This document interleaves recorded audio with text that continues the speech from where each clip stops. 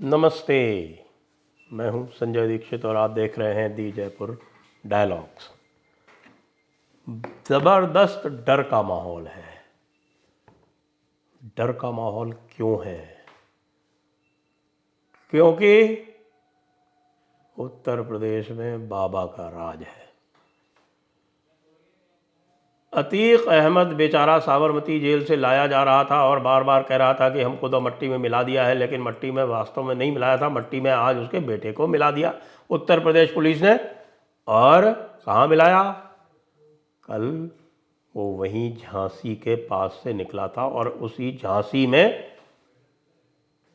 उसका बेटा एनकाउंटर में, उत्तर प्रदेश पुलिस के साथ एनकाउंटर में ढेर हो गया। अब भाई आप पुलिस आपको ढूंढ रही है, आपके अक्लमंदी ये है कि आप सरेंडर कर दो, और आप सरेंडर कहीं भी कर सकते हो। देखो, विकास दुबे ने तो मध्य प्रदेश में सरेंडर किया था। आपको ज़्यादा खतरा लगता था तो आप पंजाब में सरेंडर कर देते। कहीं भी सरेंडर कर करा देते तो कम से कम जान से तो ना जाते असद मियाँ। अब पुलिस आपको घेरेगी और आप उन पर ऑटोमेटिक वेपन से गोलियां चलाएंगे तो भाई वो तो तैयारी से आए हैं, बुलेट प्रूफ जैकेट वैकेट भी पहने हुए हैं। एक दो के गोली कहीं लगी होगी, वो घायल वायल भी हुआ होगा, लेकिन आपका तो काम तमाम हो गया। असद मियाँ भी गए और उनके जो शार्प शूटर थे गुलाम, वो भी गए। तो भाई उत्तर प्रदेश में इस समय यदि कोई भी माफिया है या यदि कोई भी और अन्य तरीके का अपराधी है, और जो दंगों में, बलवे में, बदमाशी में, बकैती में, डकैती में, इन सब में जो विश्वास रखता है, उसके लिए बाबा ने बहुत पहले फॉर्मूला दे दिया था कि या तो उत्तर प्रदेश छोड़ दो, और या फिर जैसा कि बहुत सारे लोग कर रहे हैं, वो बेचारे प्लेकार्ड लेके और हाथ उठा के थाने में जाते हैं और कहते हैं कि साहब कि हम सरेंडर कर रहे हैं। जो लोग जमानत पर हैं वो अपनी जमानत कैंसिल करा करा के और जेल में जा रहे हैं। तो ये सब काम अतीक अहमद ने जब उमेश पाल पर गोलियां चलवाई तो वाकई एक बार तो सभी हिल गए कि भाई बाबा के राज में इतनी हिम्मत किसी की हो सकती है। तो चलिए, मूर्खता को कभी भी कोई कर सकता है। आप भी जानते हैं कि धारा 302 है आईपीसी के अंदर, लेकिन उसके बाद भी लोग जो है वो मर्डर तो कर ही देते हैं। और उस समय एक बार जब उत्साह का अतिरेक आता है और दिमाग जो है फिर जाता है, तब कुछ भी कर लेते हैं, लेकिन बाद में फिर पछताते हैं। तो अभी अतीक अहमद जो है वो पछता रहे होंगे। बाकी हत्याकांड में उनकी जो लिप्तता है वो तो सामने आएगी ही आएगी, और ऐसे नहीं मरेंगे तो जेल की रोटियां खा खा के मरेंगे। आसान तो अब ज़िंदगी नहीं है, ना अतीक अहमद की आसान है, ना आज़म खां की आसान है, और ना मुख्तार अंसारी की आसान है। अब आज़म खान ने तो दबंगई छोड़ दी है, और मुख्तार अंसारी भी सुना उनका भी जो गैंग है वो अब ख़त्म हो चुका है। बाकी कोई दूसरे नए गैंग भी नहीं आ रहे हैं। देख रहे हैं कि जो गैंग्स के जो विधाता हुआ करते थे, जिनके नाम से ही लोग इधर उधर हो जाया करते थे और खाली एक फ़ोन पे रैंसम भेज दिया करते थे, कुछ भी कर देते थे, वो लोग जो हैं वो आजकल अतीक अहमद जब जा रहे हैं कोर्ट में तो उनके ऊपर जूते फेंक रहे हैं। अब ये भी एक समस्या हो गई है कि साहब कि कुछ लोग तो अब कहेंगे कि आप कोर्ट में जो है लोगों के जूते भी उतरवा के भेजा करो, ख़ासतौर से जब इस तरह का माफिया कहीं पर आ रहा हो और उसकी पेशी हो रही हो। लेकिन इसमें एक और ख़ास बात है, ये तुलना करनी भी आवश्यक है कि पंजाब में क्या हो रहा है अमृतपाल वाले केस में।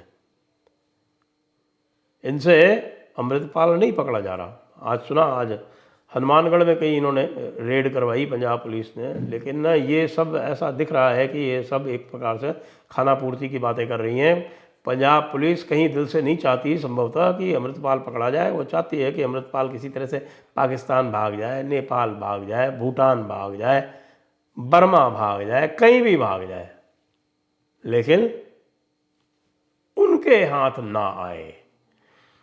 तो इस समय सोशल मीडिया पर एक मांग भी चल रही है, डिमांड चल रही है, और वो डिमांड ये है कि भाई पंजाब पुलिस वालों, तुम लोग इस चीज़ को यूपी पुलिस के हाथ में छोड़ दो, उनको हैंड ओवर कर दो केस, और उनसे कहो कि भाई अमृतपाल चूँकि उत्तर प्रदेश होते हुए गया था देहरादून, तो आप जो है इसको केस रजिस्टर कर लीजिए और आप ही इसका कार्यक्रम कर लीजिए। महाराज जी तो कर भी लेंगे,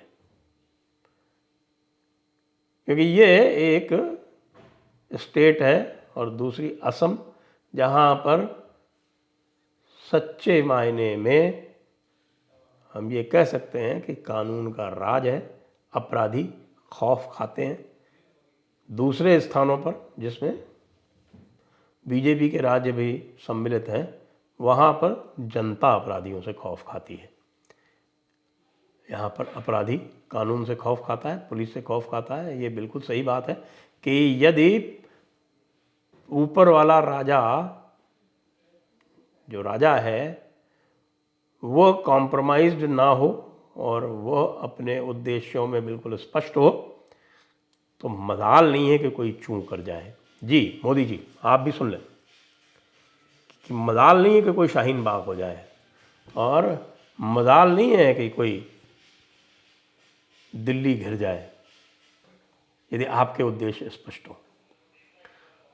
अब दूसरी तरफ हमारे समाजवादी पार्टी वाले कह रहे हैं कि भाई हमको तो आप लिस्ट दिए जाए कि कौन कौन से माफिया हैं और किनके किनके खिलाफ कार्रवाई की जाएगी। अब भाई समाजवादी पार्टी वालों, माफिया तो सारे तुम्हारे पनपाए हुए हैं, कोई एक भी माफिया ऐसा नहीं है जिसकी उत्पत्ति समाजवादी पार्टी के हाथों ना हुई हो। कई बार लोग चले गए बीएसपी के सहारे लेने, लेकिन बीएसपी का सहारा भी उन्होंने लिया, लेकिन वो पैदा किए हुए समाजवादी पार्टी के ही थे। इस समय जो वर्तमान में जितने भी हैं वो सब समाजवादी पार्टी के पैदा किए हुए माफिया हैं उत्तर प्रदेश में। जो भी बचे कुचे हैं, बाकी ने, बहुत सारों ने तो अपराध छोड़ दिया और सरेंडर करके जेल में बैठे हुए हैं। कम से कम वहाँ कुछ एनकाउंटर होने का खतरा तो नहीं है जब तक जेल के अंदर है। अतीक अहमद ने बड़ी भारी रिस्क ले लिया, जेल के अंदर होते हुए भी उसने सोचा कि वो बहुत बड़ा माफिया है, और इतना बड़ा माफिया है कि चूँकि उसके पास एक एलिबाई है, एक उसके पास बहाना है ये दिखाने का कि वो तो जेल में बंद है, तो वो उमेश पाल की हत्या करवा सकता है। क्योंकि उमेश पाल जो है वो राजू पाल हत्याकांड में आई विटनेस थे और उनकी गवाही से उनको मौत की सज़ा हो सकती थी। लेकिन भाई असद बाबू को तो मौत की सज़ा देने की ज़रूरत ही नहीं पड़ी, वो तो एनकाउंटर में ही चले गए। और जिसको तुमने मार के उसके माँ बाप का जो एक दिल दुखाया था, तो अब समझ जाओ, अब तुमको पता चल रहा होगा कि बेटे की मौत का गम कैसा होता है। कल बोल रहे थे ना परसों के साहब कि ये तो हम तो मिट्टी में मिल गए हैं। तो मिट्टी में मिलना पर्याप्त नहीं है, क्योंकि मिट्टी में मिलोगे तुम तो तुम्हारा जो बीज है वो इस प्रकार का है कि फिर से कोई माफिया टाइप का कोई और पेड़ उगाएगा, तो तुम्हारा तो समूल ऐसा नाश होना चाहिए कि तुम्हारा कहीं कोई बीज भी बाकी न रहे। और इसलिए उत्तर प्रदेश पुलिस जो है वो न केवल बधाई के पात्र है, अपितु ये पूरे देश में सभी के लिए एक शिक्षा है, सभी राज्यों के लिए, सभी राजाओं अर्थात मुख्यमंत्रियों के लिए, कि यदि आप इस प्रकार से कार्रवाई करते हैं तो जनता आपको हाथों हाथ सदैव लेगी। उसमें फिर ये नहीं देखते कि कौन सही था कौन गलत था। जो अपराधी है वो अपराधी है, हर अपराधी के साथ इसी प्रकार का व्यवहार होना चाहिए। और अपराधियों के लिए भी इसमें एक शिक्षा है। अपराधियों के लिए शिक्षा है कि भाई तुमने यदि अपराध कर दिया है तो फिर भागते मत फिरो।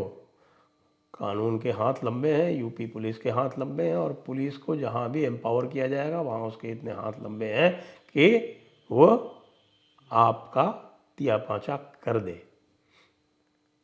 अमृतपाल सिंह इसीलिए नहीं हो पा रहा है क्योंकि पंजाब पुलिस के हाथ संभवतः बंधे हुए हैं कहीं ना कहीं।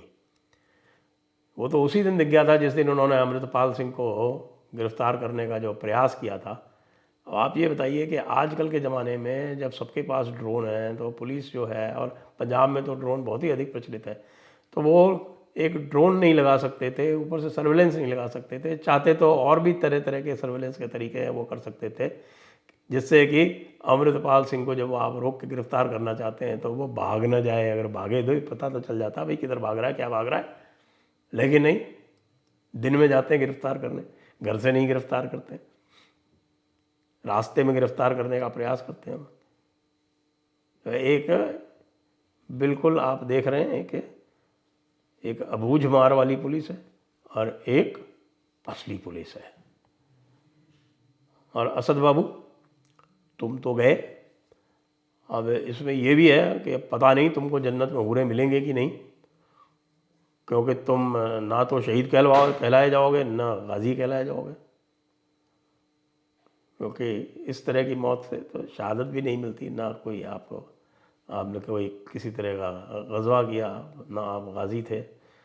उमेश पाल की हत्या करने से आप सोच रहे थे कि आप गाजी बन जाएंगे, तो कुछ नहीं, अब जाओ तुम, पूरे नहीं मिलेंगे तुमको तो वो बदसूरत वाली जो वो जहन्नुम होता है उसमें जाके बैठो जाके, अब तो बाहर भी नहीं आ सकते। एक बार फिर से उत्तर प्रदेश पुलिस को बहुत बहुत बधाई, योगी आदित्यनाथ को बहुत बहुत बधाई, जो उन्होंने इस प्रकार की ऊर्जा का संचार किया है शासन प्रशासन में। इस प्रकार के अपराधी जो हैं वो बिल्कुल ही नहीं टिक पा रहे हैं। जनता प्रसन्न है, देश प्रसन्न है। योगी आदित्यनाथ आप आगे बढ़ो, देश आपके साथ है। जय हिंद, वंदे मातरम।